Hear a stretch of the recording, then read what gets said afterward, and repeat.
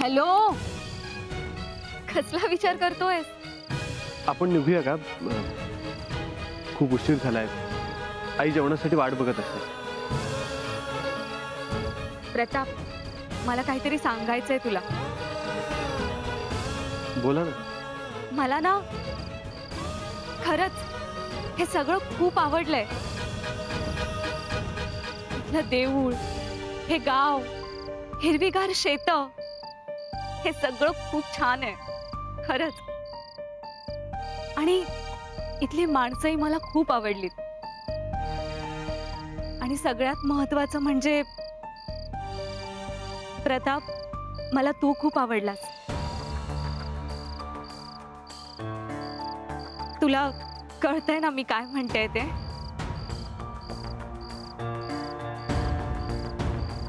हो. निघूया.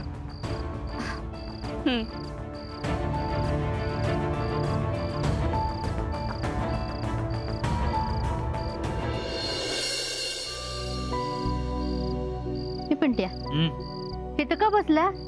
काय नाही, रामाला फोन लावतोय मागासपासून, फोनच लागत नाही तिचा. कुठे गेली कोणास ठाऊक. लागला का?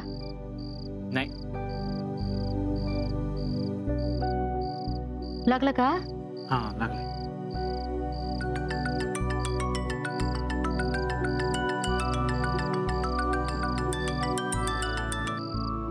हॅलो रामा, अगं कुठेस तू? अरे पिंट्या दादा, येतेच बघ मी. अगं इथं आई वाट बघतीये तुझी. तिने उगाच डोकं खाल्लंय माझं. तिला सांगतोय मी रामाला उशीर होणार आहे, पण ऐकतच नाही ती. उशीर होणार आहे? 9:30 वाजलेत. आपण ज्याला उशीर म्हणतो ना त्याच्यापेक्षा सुद्धा उशीर झालेला आहे. काय तिला म्हणाय काय वागणं, काही पद्धती का वागण्याची? विचार जरा तिला. पिंट्या दादा, मामीला सांग मी येतेच आहे म्हणून. एसटीचीच वाट बघते. अरे एसटी? अगं पण तू गेलीस कुठं? हे बघ रमे, तू जिथं गेलीये ना तिथनं परत याला 6 नंतर एसटी नाही, सांगून ठेवतो. पिंट्या दादा, मी जरा दुसरीकडे आलीये. दुसरीकडे म्हणजे कुठं? अरे तुला आल्यावर सांगते ना समजा. पिंट्या दादा, एसटी आली. मी नंतर करते तुला फोन. ठेवते. पाहिलं, बघितलं नाही हिचं वागणं. पण त्या मला तर वाटतं नाही हिचं काहीतरी वेगळंच चालू आहे. ते काय नाही, आता येऊ दे घरी. अशी चांगली खडस होते की नाही, हे वागणं चालणारच नाही आम्हाला अजिबात. अगं हो माझी आई, आधी येऊ तर दे तिला, मग विचार. नाही विचारणारच आहे. आणि तू पुळका घेऊ नको तिचा. रमा रमा.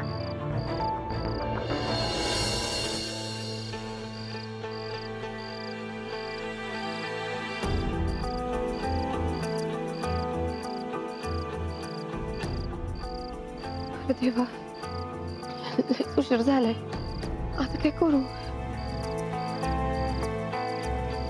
मधल्या रस्त्याने गेले तर होईल.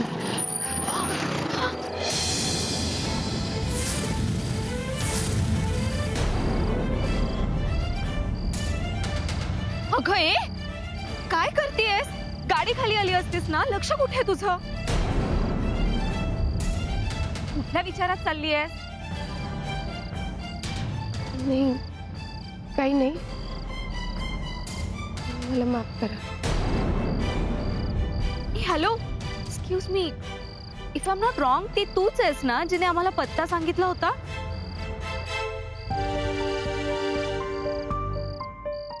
वय, मी आज सांगितला होता.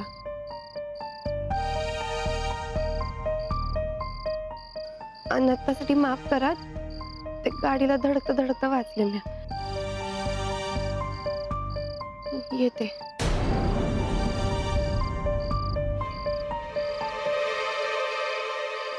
चल निघूया.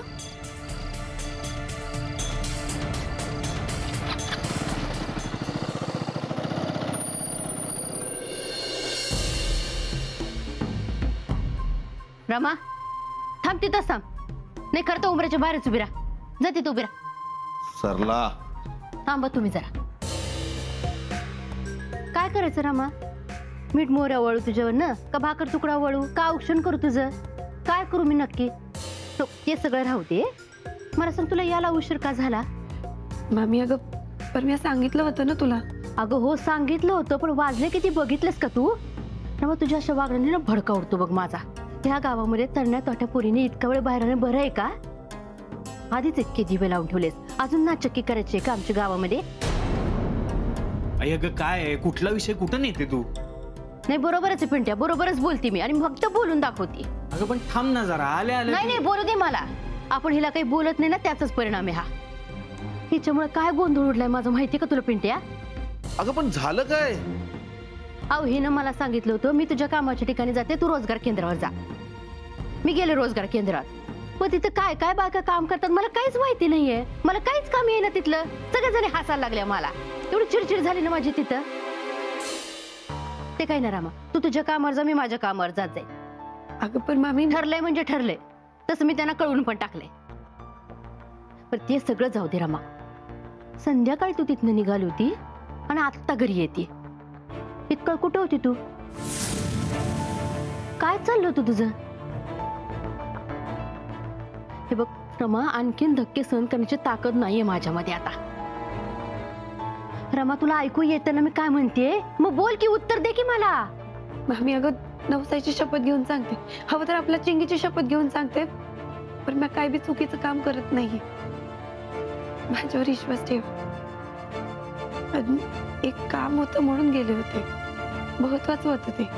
असं कुठलं महत्वाचं काम होतं तुझं? मामी अगं आता काय काम होतं, कशासाठी होतं ते लगेच नाही सांगू शकत मी, पण नंतर नक्की सांगेन. मला काय बी लपवून नाही ठेवायचं तुमच्यापासून. अगं लपवायचं नाही मग सांगत का नाहीयेस तू बाई? आई अगं काय तू तिच्या मागे लागली? ती म्हणाली ना नंतर सांगते म्हणून, तेवढा तरी विश्वास ठेवला पाहिजे आपण तिच्यावर. विश्वास आहे पिंट्या, 100% विश्वास आहे. पण तिचं काय चाललंय तिने सांगणं तिचं कर्तव्य नाहीये का? हा आपला विश्वास. तिची कर्तव्य जरा बाजूला ठेव. रमे खाल्लं नसशील ना? सरला पोर उपाशी आहे. चला सगळ्यांनी जेवून घेऊया आपण. चल. नाही ती जशी भूक केलेली आहे ना, घरातली माणसं पण तिच्यामुळे जेवलेली नाही. ते सांगा जरा तिला. अगं बाई जाऊ दे ना आता, आधी जेवायला वाढ नंतर बघू सगळं. ए चल तू हात धुवून घे. चल दे इकडं. दे. हा.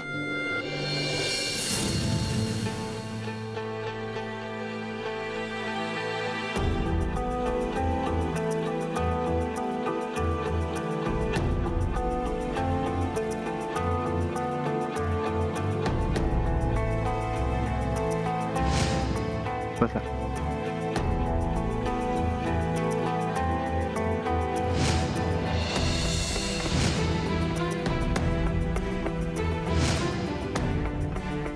आणि सगळ्यात महत्वाचं म्हणजे प्रताप, मला तू खूप आवडलास.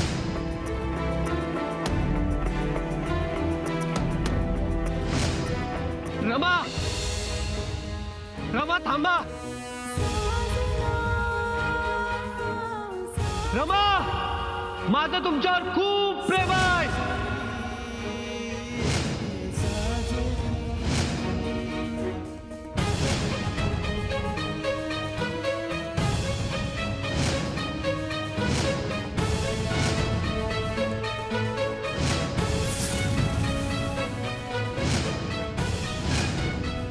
तुम्ही खूप सुंदर आहात.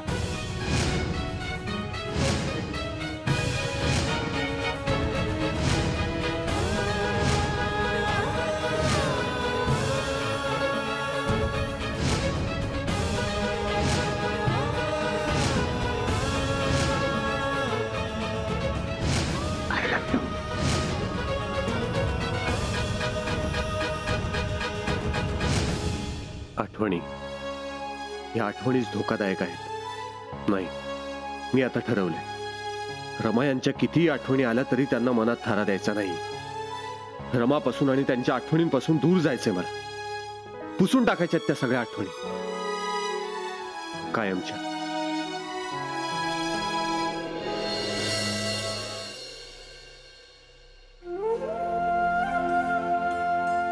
हे पण नक्की आवडलेत ना पोहे?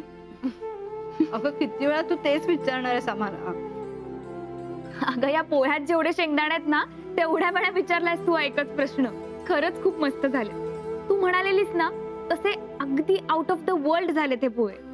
ऍक्च्युली माझी पोहे बनवण्याची पद्धत थोडी वेगळी आहे ना, म्हणून खरंच छान झालेत ना? अगं किती वेळा विचारणार आहेस? खरंच खूप छान झाले. महत्वाचं म्हणजे तू इतक्या सकाळी लवकर उठून सगळं केलंस ना, ह्याचं जास्त कौतुक वाटतंय मला.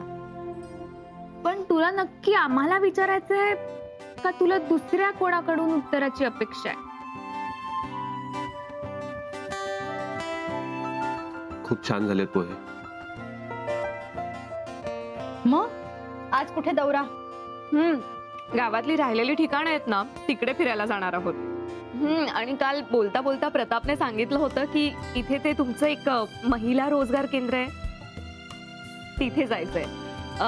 तिथे त्या केंद्रात काम कसं चालतं, ती प्रोसेस कशी आहे, हे सगळं जाणून घेण्यात मला खूप इंटरेस्ट आहे. नक्की जा. सोशियोलॉजी मध्ये MA केलंयस ना तू? मग तुला ह्या सगळ्या गोष्टी नक्की आवडतील. आणि माझी खात्री आहे तू रोजगार केंद्रासाठी नवीन आयडिया सुद्धा देऊ शकशील. नक्की नक्की प्रयत्न करेन. माझं झालंय, आपण निघायचं का? माझंही झालंच आहे.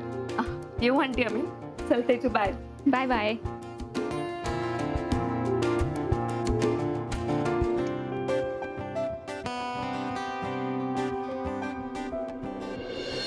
सगळ्याला वाटलं इथं बसून निवांत शेव बनवू, मेणबत्त्या बनवू, पर असं काम लागलं का तिला काही सुचलंच नाही. कप कप रमा आली बघ. रमा, हो काय झालं मावशी? अगं काल कुठं होतीस? आली नाहीस तू? हो काल एक काम होतं माझं बाहेर, तेवढं करायला गेले होते, पण आता आटपलं आहे. म्हटलं रोजगार केंद्रातली बी कामं बघावीत आणि कालची बी कामं राहिलीच असतील ना. बरं मला सांगा, आजची ऑर्डर पूर्ण करायला अंदाजे किती वेळ लागेल तुम्हाला? संध्याकाळपर्यंत होतील. रमे जरा 1 मिनिट बाहेर येतेस का ग?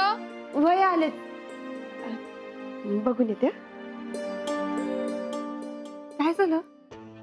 रमे अगं, मला ना तुला वाड्यावरची एक महत्वाची गोष्ट सांगायची आहे. म्हणजे अगं तुला म्हणलं ना त्या बाबतीत आपण नकोच बोलायला म्हणून. मला माहितीये तुला काही ऐकायचं नाही, पण महत्वाचं आहे म्हणूनच आले ना मी इथं. अगं ते वाड्यावर रिया मॅडम आहेत ना, त्यानं समजा ताबीज करण्याच्या उद्देशानं आलागत वागतायत बघ. म्हणजे ना त्यांनी आल्याला समद्यांची मनं जिंकून घेतली. त्यांच्या वागण्याने, त्यांच्या बोलण्याने, त्यांच्या स्वभावाने जणू काही समद्यांवर बुरळच पाडली बघ. लईच चांगल्या वागतायत ग त्या समद्यांशी. म्हणजे अगं हे समजा तू मला का सांगतेस? भाड्यावरती समजा आनंदात असतील ना? अगं सांग ना, आनंदात आहेत ना समजे? आता तसं म्हणूच शकते. झालं तर म्हणजे अगं उलट तर आता त्यांच्या टोला मुलाची, त्यांच्या घराला शोभेल अशी सून मिळाली त्यांना. सून काय ग, मुलगी झाली त्यांच्या घरी.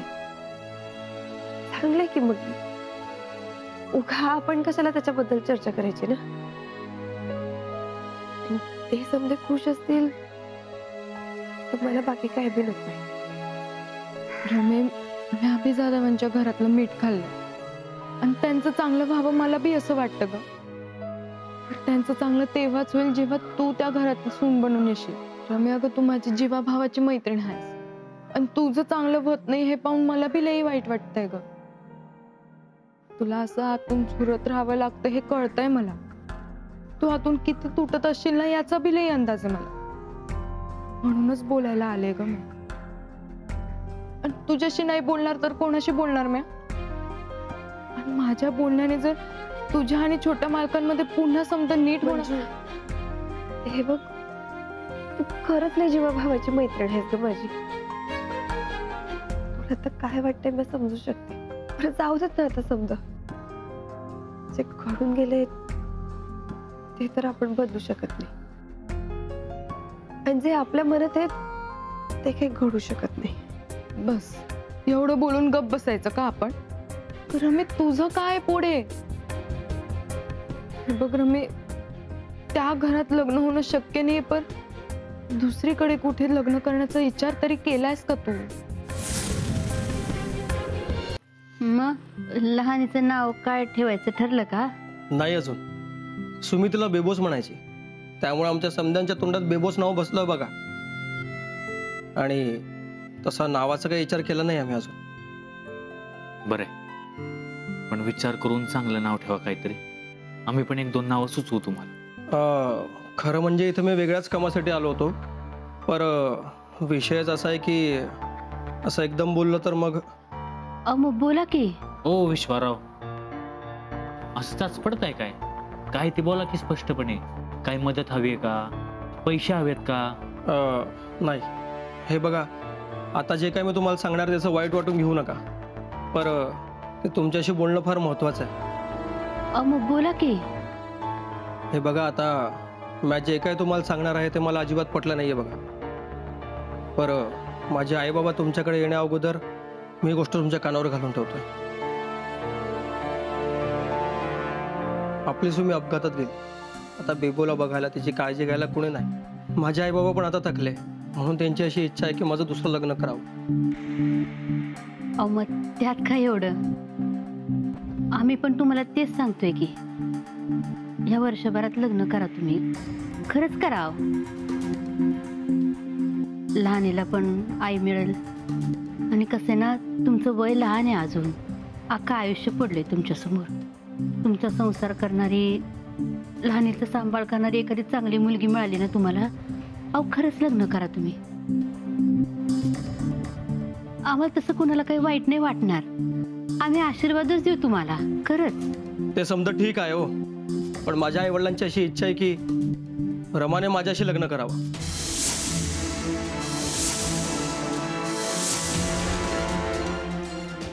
म्हणजे कसं आहे की बघा, आता रमाच्या आयुष्यात पण इतकं घडून गेलंय.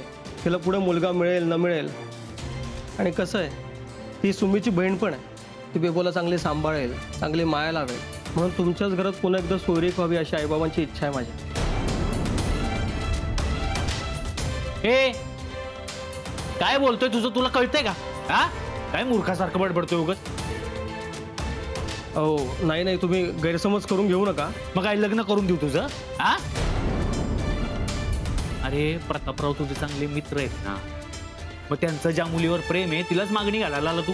हो राजकुमार, प्रतापराव पण माझे चांगले मित्र आहे आणि रमाबद्दल माझ्या मनात पण असं काय नाही. मी हे समजा तुम्हाला यासाठीच सांगतोय की माझ्या आई वडिलांच्या मनात हे समजा सुरू आहे. ते कधी बी इथे येऊन तुम्हाला त्याबद्दल विचारू शकते. अरे मग तूच सांग ना त्यांना स्पष्ट. मी त्यांना विरोध करतोच आहे, पण ते जरा हट्टी आहे. म्हणून नंतर तुम्हाला समजून धक्का बसण्यापेक्षा आधीच तुमच्या कानावर घालतोय बघा.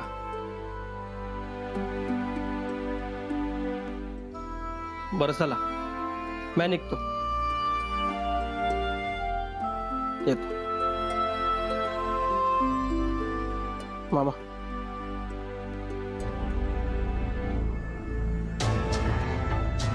हो, काय काय बोलायचं आता? एक गोष्ट सुरळीत करायला जातोय तर दुसरं संकट आधीच समोर येऊन उभं राहतंय. विश्वाच्या आई वडिलांचं मंत्री कसं दुखवायचं आपण? हो विरोबा, तुला डोळे आहेत बाबा, काहीतरी मार्ग काढ ह्यातनं. तेजू, रावसाहेबांच्या ज्या सभा होतात तिथे आपण जी पत्रकं वाटतो त्याच्यामध्ये महिलांसाठी असलेल्या योजना, उपक्रम, त्यांच्यासाठी असलेले संदेश, या सगळ्याची एक लिस्ट बनवायची. ठीक आहे, मला जे जे सुचतंय तसं मी तुला सांगत जाईन. आणि अजून एक काम कर, तू तुझ्या मैत्रिणींची लिस्ट बनव, मी माझ्या मैत्रिणींची लिस्ट बनवते. चालेल. मंजू, बाईसाहेब माफ करा, आज जरा उशीरच झाला. ते वेगळ्या कामात अडकले होते ना. अगं काहीच हरकत नाही. बाईसाहेब मला 5 मिनिटं द्या, मी 5 मिनिटात तुमच्यासाठी नाश्ता बनवते. अगं काय बनवू? उपमा चालेल का? आणि ताईसाहेब तुमच्यासाठी तुमच्या आवडीचं सँडविच बनवते. हा, आलेच. अगं मंजू, शांत हो. आमचा सगळ्यांचा ब्रेकफास्ट कधीच झालाय. अरे देवा, बाईसाहेब अहो, तुम्हाला समधी गडबड झाली असेल ना, माझ्यामुळे समजा तुम्हालाच करावं लागलं असेल. अगं नाही, आईनेही काही काम केलं नाही आणि मीही काहीच काम केलं नाहीये. गेस कर, आजचा ब्रेकफास्ट कोणी केला असेल? अगं आज रियाने आमच्या सगळ्यांसाठी कांदे पोहे बनवले होते आणि इतके मस्त बनवले होते ना. थोड्या वेगळ्या पद्धतीचे होते पण अप्रतिम होते. होय का? बरं मग बाईसाहेब दुपारच्या जेवणाचं काय करायचंय? रिया मॅडमला विचारू का, त्यांच्या आवडीचं काही बनवायचं का? अगं नाही, रिया आणि दादा रोजगार केंद्रात गेले. काय रोजगार केंद्रात? आऊ तिथं तर रमा बी आहे की. काय?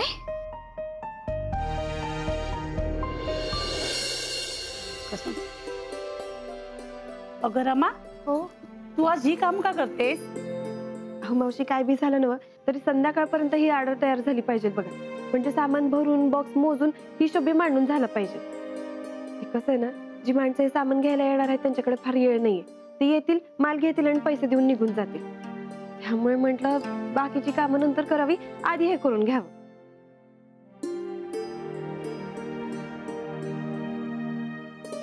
छोटे मालक. नमस्कार छोटे मालक.